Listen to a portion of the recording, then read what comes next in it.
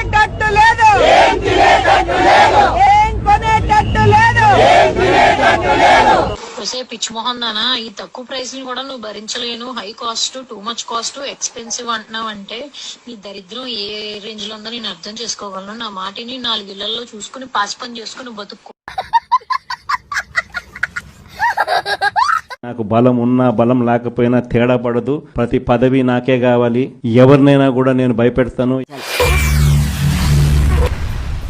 ఏమిటండి మీరు మాట్లాడేది? ఎవరినైనా కూడా నేను కొడతాను, ఎవరినైనా కూడా నేను చంపుతాను, ఎవరినైనా కూడా నేను ప్రలోభ పెడతాను అని చెప్పి. ఏం మాట్లాడుతున్నావురా నువ్వు? నీకేమైనా బుర్రున్నదారా? నిజంగా అహంకారంతో వ్యవహరిస్తా ఉన్నది, నిజంగా అహంకారంతో వ్యవహరిస్తా ఉన్నది. నవ్వు ఆపుకుంటున్నావు కదరా? మేము కూడా ఇంకో పార్టీతో జత కడతాం లేదు, తర్వాత సంగతి. ఒకవైపు నేను కెప్టెన్సీ చేస్తుంటే మా జెండా గొప్పది, రెపరెపలాడుతుంది, పేదల కోసం పోరాడుతుంది, అధికారంలోకి వచ్చింది. నాతో చెప్తే చెప్పావు కానీ ఎవరితో చెప్పకు, ఎవరు నమ్మరు. ఒక 5గురిని లాగేస్తే ఆయనకు 18 మంది 17 మంది వస్తారు. అప్పుడు ఆయన ప్రతిపక్ష నాయకుడు స్టేటస్ కూడా ఉండదు, లాగేద్దామని. అటు చూడు బే. 4 ఎమ్మెల్యే లాక్కుంటే ప్రతిపక్ష హోదా ఉండదని చెప్పిన వ్యక్తికి ఈ రోజు ప్రతిపక్ష హోదా లేకుండా చేసిన ఘనత. బాగా వేసేసాడు. నేను చెప్తా ఉన్నా, పోసాని గారు అప్పుడెప్పుడో మాట్లాడారని చెప్పి తర్వాత ఇన్ని సంవత్సరాలకు తెచ్చి చుట్టూ తిప్పారు కదా, ఇబ్బందులు పెడుతున్నారు కదా. వచ్చిందండి వయ్యారి. అదే రాజ్యాంగం మాకు కూడా వర్తిస్తుంది కదా. ఇష్టం వచ్చినట్టుగా వచ్చి కూర్చొని ఇష్టానికి మాట్లాడిపోతే మాట్లాడినోడు ఎవరిని కూడా వదిలిపెట్టనని చెప్పి తెలియజేస్తున్నాను.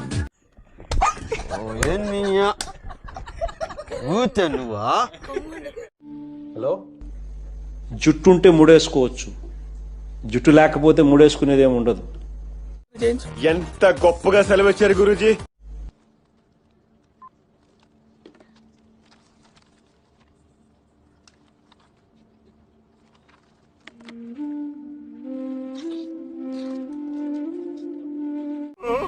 ఊరుకో ఎద్దులా ఉన్నావు, ఏడిస్తే దరిద్రంగా ఉంటది. Look at what we are doing with Amravati all over again. We'll have announcements in the data city now coming up in Visakhapatnam. Yesterday, we signed with Tata Power a 7 gigawatt. Extracted by using the Gerber Weibull burnt crop ఏంట్రా చెప్తున్నా ఇందాకటి నుంచి? or skimmed Bonsky Rascal methods.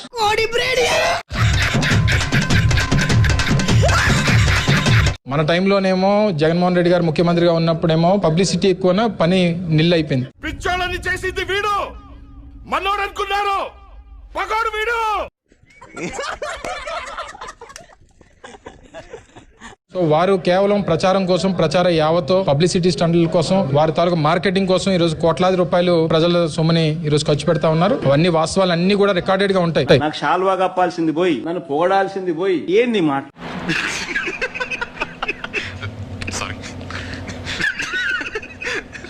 వాళ్ళు నన్ను ఏ రోజు కలవలేదు, నేను వాళ్ళని ఏ రోజు కలవలేదు.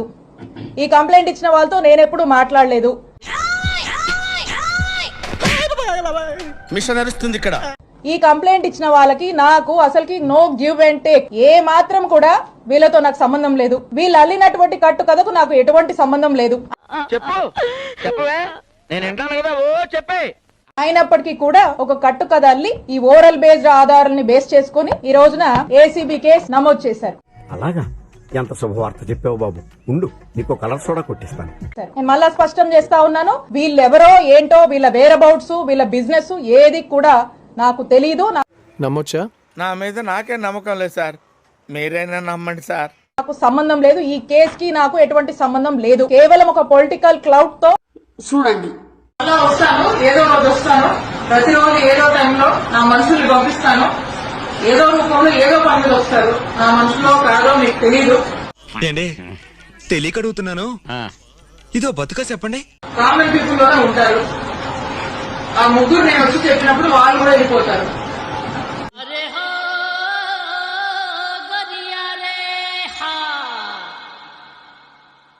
ఆర్కే రోజాకు నోటీసులు ఏమి ఇచ్చింది, వదిన గారు ఏం రాశారు ఏందనేది ఒకసారి మనం విశ్లేషణ అయితే చేద్దాం. చూడండి. ఎందుకంటే ఇంత తెలుగు అన్న చదవలేడు. ఒక పేపర్ ఇచ్చారు మనోడికి అంత దిమాగలే అంటాడు.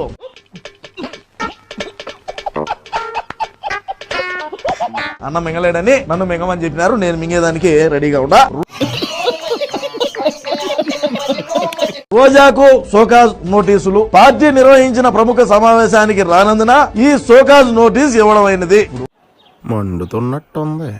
పార్టీ సమావేశానికి ఎందుకు రాలేదు? శారీరకంగా ఏదైనా సమస్య ఉన్నదా? నువ్వు శారీరకంగా సమస్య ఉండే జర్మనీకి పోయి మొహం ముడతలు వచ్చుంటే ఆ ముడతలన్నీ క్లీన్ చేసుకొని ఆమె కట్టు బొట్టు గురించి మాట్లాడింది. గతంలో ఆమె జర్మనీలో ఏ విధంగా కట్టు బొట్టు కట్టిందో అందరూ చూశారు. ఆమెకు శారీరకంగా సమస్యలు అయితే ఉన్నాయి. చూడాలని ఉందే. షుగర్, వయసు అయిపోయింది, ఇన్సులిన్ వేసుకుంటాంది, బీపీ, థైరాయిడ్, ఇంకా కొన్ని ఉన్నాయి. చెప్పకూడదు, ఎందుకంటే రాష్ట్ర ప్రజానీకం అంతా కూడా దగ్గరికి బారు. ఇప్పటికే దగ్గరికి బాగాలేదనుకో, అది వేరే విషయం. వేసేసాడు, బాగా వేసేసాడు. ఇంకా అసలు ఆయన ఈయన ఉన్నాడు, ఇంక ఈయనే జగన్ వచ్చేస్తాడంట వచ్చే ఎన్నికల్లో. ఇంకా మమ్మల్ని చంపడానికి.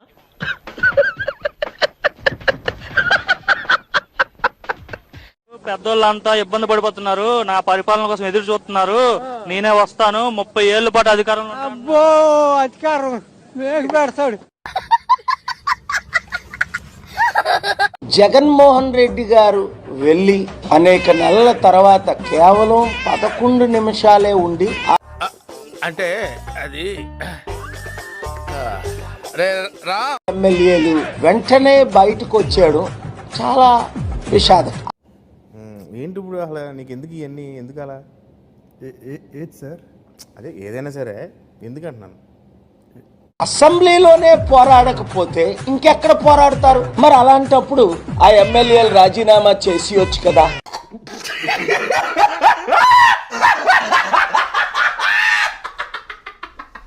11 సీట్లున్న జగనన్నకి ప్రతిపక్ష హోదా ఇవ్వడానికి ఎందుకు భయపడుతున్నారు? ఆయన ప్రతిపక్ష హోదా ఇస్తే అసెంబ్లీకి వస్తారు కదా. ఎవరైనా పక్కన దీన్ని కొట్టంట తీసుకుని అప్పుడన్నా బుద్ధి వస్తుందేమో. కడుపు కన్నా పెండ తింటున్నావా?